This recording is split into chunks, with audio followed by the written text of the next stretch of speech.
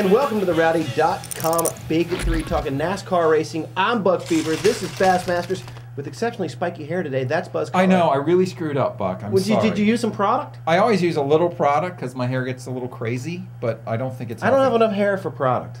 Really? No. That's a shame. I try, but I don't. No, there's a product that would suit you very nicely. Rogaine! Thank you! Okay, ladies and gentlemen, we are talking NASCAR, not hair, with our friend Jerome Buzz Cutler, who has today's three big burning questions. And Buck, we've got the answers. Speaking of spiky hair, let's talk a little bit about Kyle Busch. But before we talk about Kyle Busch, let's hear what J.D. Gibbs had to say about Kyle Busch.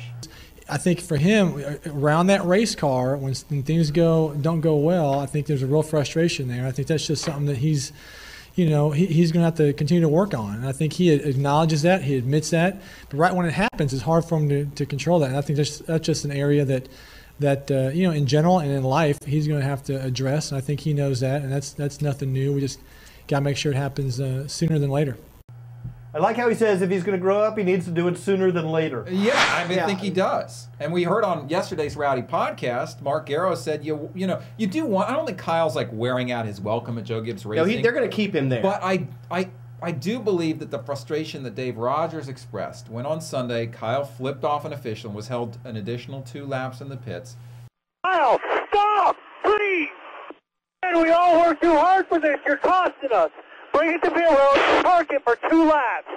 That's got to express a kind of a frustration that people feel on that race team, don't you think? It's kind of like a death by 1,000 cuts. If he was just to flip off the NASCAR official one time, that's okay. But the day before, he was dropping the F-bomb on the air, on PRN. You got to control that. But I know you're frustrated. I know you get angry. But Kyle, you're not even in the championship hunt. You're really not nothing, so you don't deserve to be that frustrated and to show those kind of antics. So just quit it, cut it, stop it. The other thing, Buck, is I've got the penalty card here, and did you know that and this is the penalty card that all the crew chiefs have. And it's in the rule book as well. I've looked in the rule book. Off an official. Number 33, verbal abuse to a NASCAR official. When any member of a team verbally abuses or makes inappropriate gestures to a NASCAR official. So this is against the rules. So yesterday I was kind of like, they should have taken it easy on it, but they really couldn't. It was in the rule book, and it was very obvious for everyone to see. They couldn't let it go, and they didn't. And he hurt the team, and he cost himself a chance to win. All right, well, let's talk a little bit about his teammate. Perhaps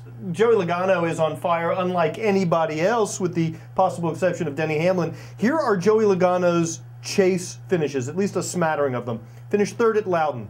Then starting in Charlotte, here are his finishes. 7th, 6th, 5th, 4th. We're close, man. We keep moving up a little bit every race, and this is good for our points right now. So the kid is picking it up. It really occurred to me at Texas for the first time, probably as a result of this cumulative number of finishes.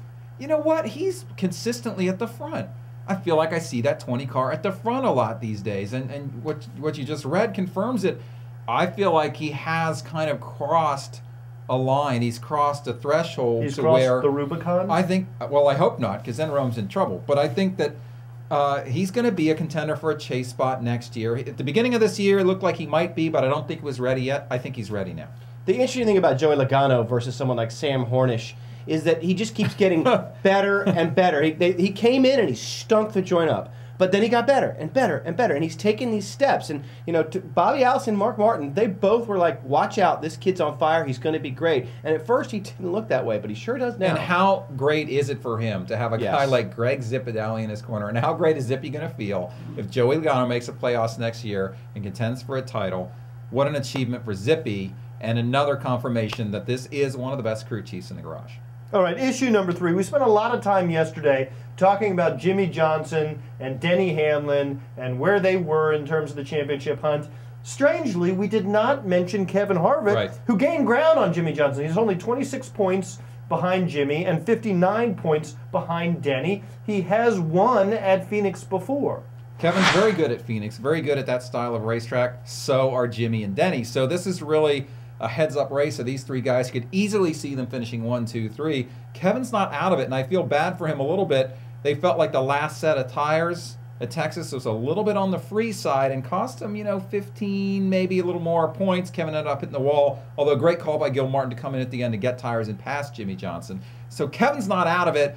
I think the chances that he wins this championship are probably more in the 15% range. Yeah, I just don't see Denny and Jimmy making big enough mistakes or poo-pawing enough so that Kevin Harvick actually comes out. Especially now that the 24 car will, in fact, be pitting the 48 car during the race. The 24 crew.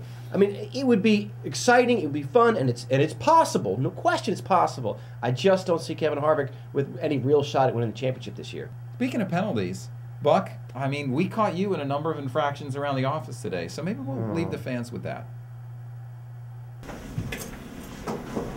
Whoa, whoa, whoa, whoa. Dude. What? Look at yourself. Dude. 33, urination violation, excessive messiness. That's a 2-lap penalty. Oh boy, I hate Mike, hey, sorry dude. Yes. I gotta call a penalty on you here. Little Ponch and John on the sunglasses there. Number 13, I gotta give you a pass through. What? It's right here on the card, man. The NASCAR penalty card. Too much Ponch and John on the sunglasses. I gotta give you a pass through. Oh, hey Chuck. Hey, can I talk to you for a second? I got this NASCAR penalty sheet, and they kind of asked me to enforce the rules around here. Apparently, you guys violated number 20, excessive bacon smell.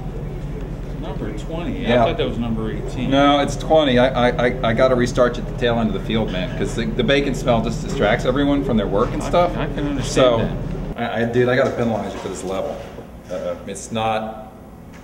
It doesn't meet specs, man. It's out of tolerance. So I'm afraid it's going to be a start and park. I mean, a stop and go penalty.